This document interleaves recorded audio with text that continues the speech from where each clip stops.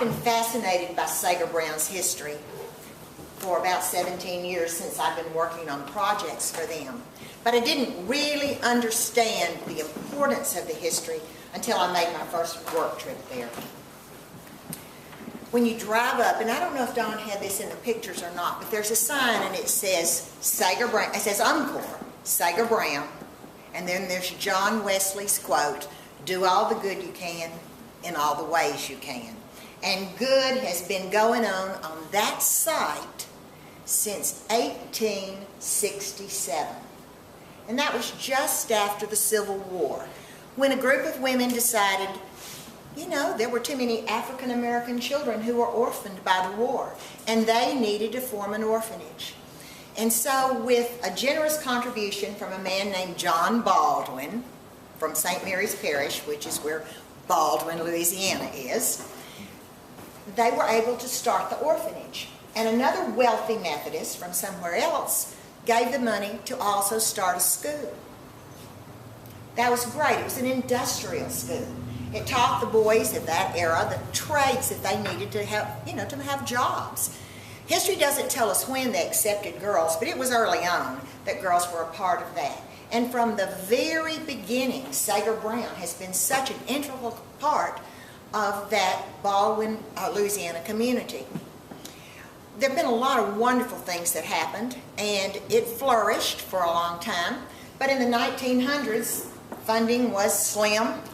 And if you've ever been part of a Methodist institution, and I've gone to school at two, one of the things that happens is they take the choir on tour to raise funds. And so that's exactly what they did with this choir. They took a tour and they went up north. And it was in the New York conference that two women, a Mrs. Sager and a Mrs. Brown, heard about the plight of the school. And so now, remember, women can't vote at this time, early 1900s, but they purchased the land. And they bought both the school and the orphanage and deeded it to what was then known as the Women's Missionary Society. And that's our precursor to the United Methodist Women. And so with that in mind, you know, the school had enough money, and it was run by the women's division of the Methodist Church. And it did really well until 1976. And in 1976, I think there was probably not such a need for orphanages anymore, but it was also a problem with funding. And at that time, the women's division put this beautiful 28-acre place on sale. 28 acres and 10 brick buildings for $100,000. Gorgeous buy, but there were no buyers. And the building was left empty and unused. But the interesting thing about that is there was no vandalism for 14 years. It holds a very, very sacred place in that Baldwin community, so nobody touched it. Now, flash back with me. It's just after World War II. And the Methodists see again that there are people who are in trouble because of the war. And so they form a committee, you know what we do in the Methodist Church, they formed a committee to take care of the people who had needs. And this was only going to be a 4-year commitment. But each year, the General Conference moved it up 4 more years, and 4 more years, until it became part of the Methodist Church itself. And it's known as the United Methodist Committee on Relief. Now, how do we marry Sager Brown campus down in the poorest section of Louisiana with UMCOR? Well, I think God had a hand in that. Those buildings had been left empty for 14 years, and like I said, no vandalism, but a tree grew through one of the roofs. I remember that from the museum. And Hurricane Andrew devastated the entire parish in 1992. Wiped out almost all of Baldwin. But the 10 brick buildings on the Sager Brown campus stood untouched.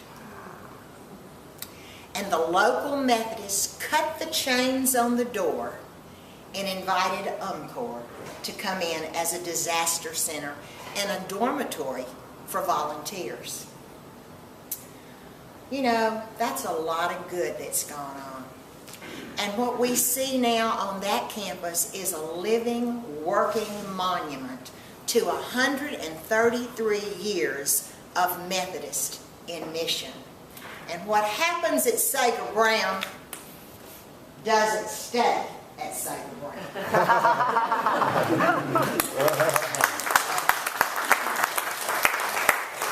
Thank you, Nancy. So we're kind of reporting on that mission trip. You know, we went on week before last, and it was an awesome experience. You know, at Sager Brown, they love their volunteers, and we love them back. You know, it is an awesome experience. You know, it's about a 6-hour drive that we made from here to there. It's about 100 miles. A lot of people that go there make a little side trip to New Orleans, about 100 miles west of New Orleans. There's about 3,000 missionaries come through there, volunteer every year. And a lot of the work is done around, like those tables we have with us, they're round tables, sitting around, packing up different types of kits. Health kits is what we focused on. But the main thing is getting to know, everybody's got a story to tell. You know, some people more than others, okay? But we all have a story to tell.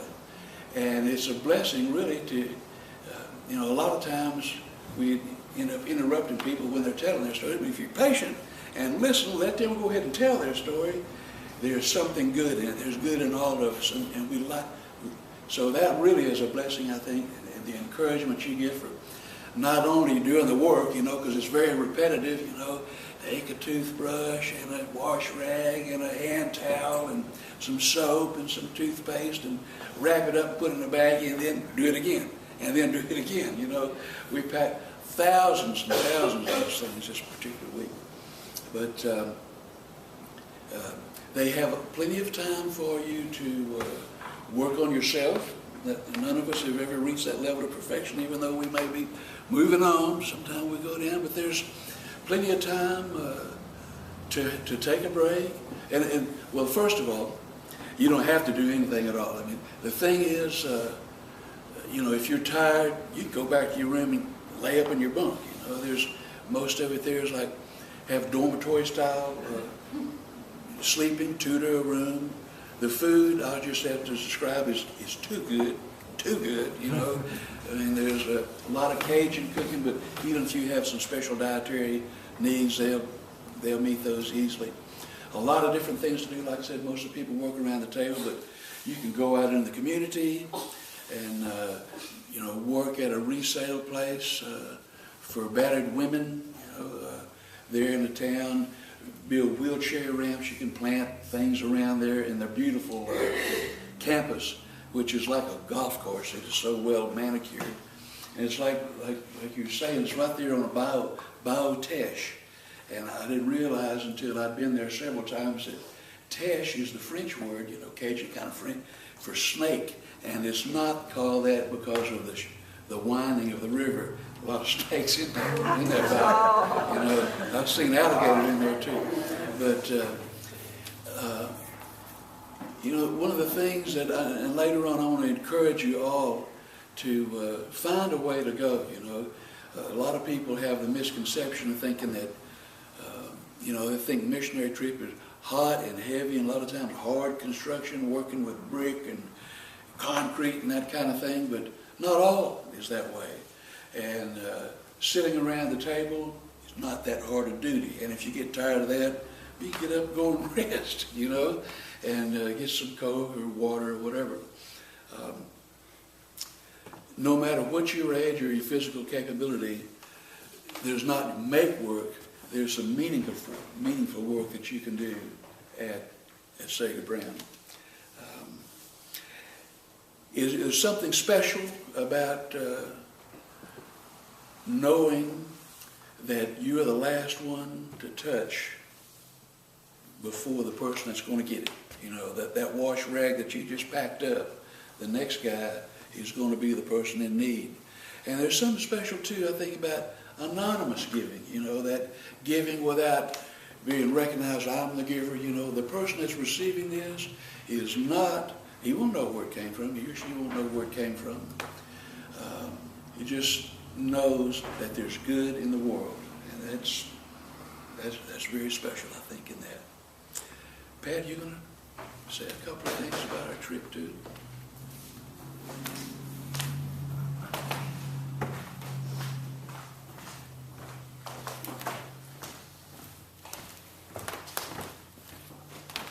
We had several opportunities to do different activities. The only kit that we actually worked on were the health kits. The school kits, they had plenty of. The layettes, the kits, those were already done, but Nancy did work in the sewing room making the gowns, the baby gowns, and they were just awesome. She had a really good time in the sewing room. We also loaded a truck that went to Iraq.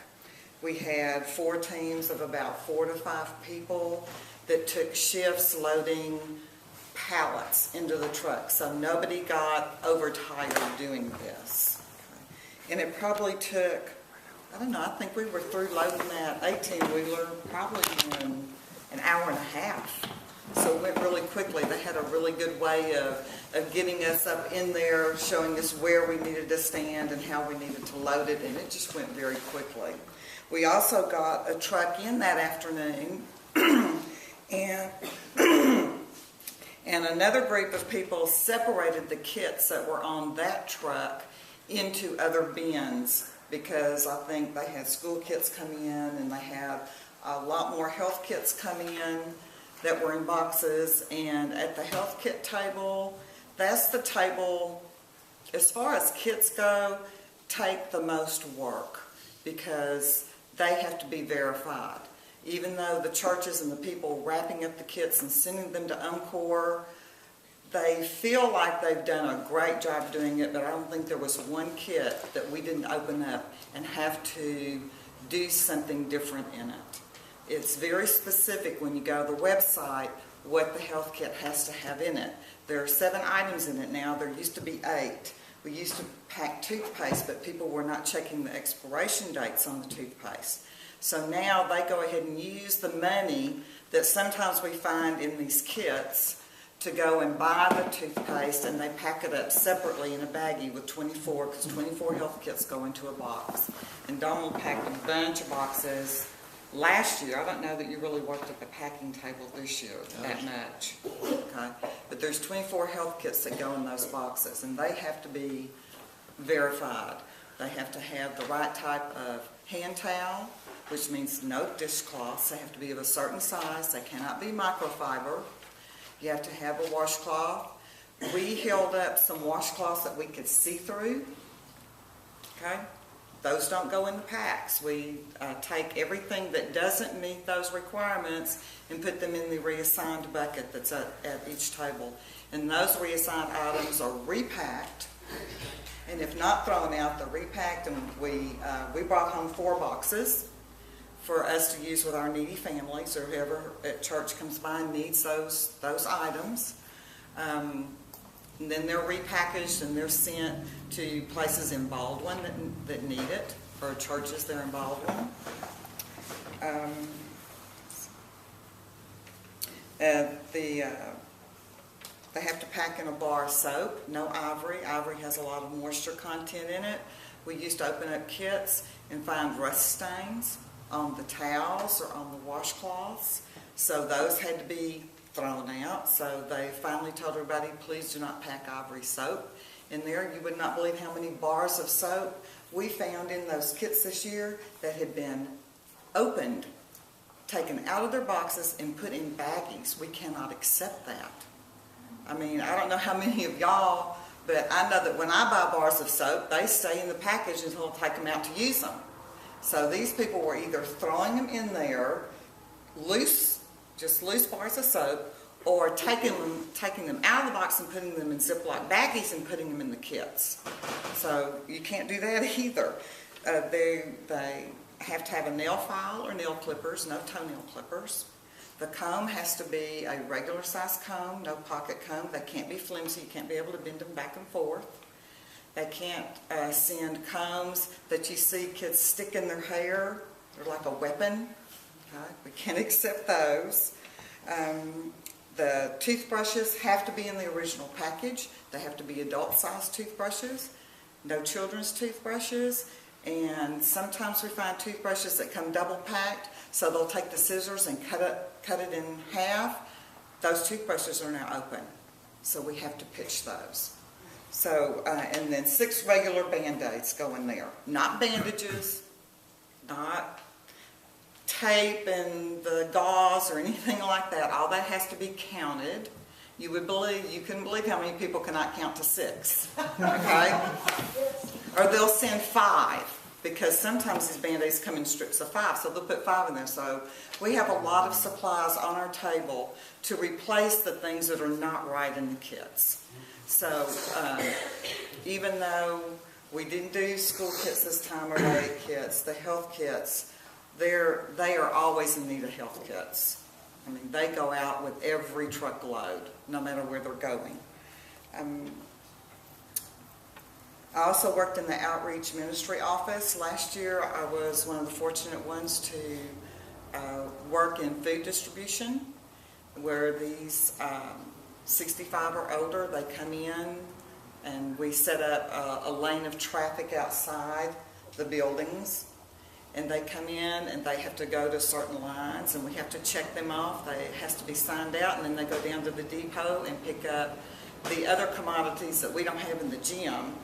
I think it was cereal and dry goods, and I'm not sure what all was packed in those boxes last year, but we had the pleasure of doing that last year.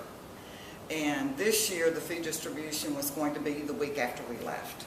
So Carolyn and I sat in the office and got the books ready for the food distribution.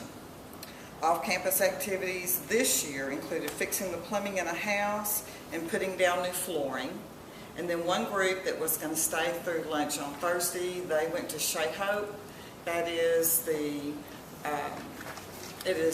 family living quarters and a thrift shop for women and their children that have been abused or in homes filled with violence. And I hope enough of those people went and did that tour this year, because it is a real eye-opener, for sure. So that's what we did.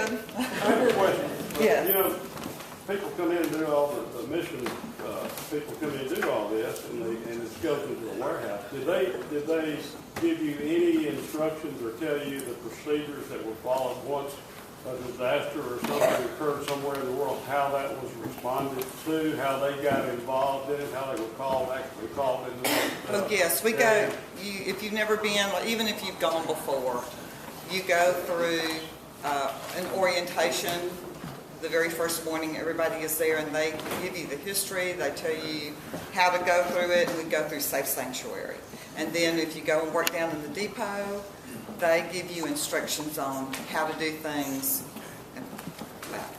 I was just curious, because I think the bishop in an area that's affected, whatever, actually has to call them for Right, those are the they ones just make don't decisions. automatically. Right. Now, Those are and the ones- sister organizations have to apply, like that truck that went to Iraq, someone had applied as a sister organization through UMCOR to get those. Yeah, I just want to make a quick appeal for members to go next year in 2015.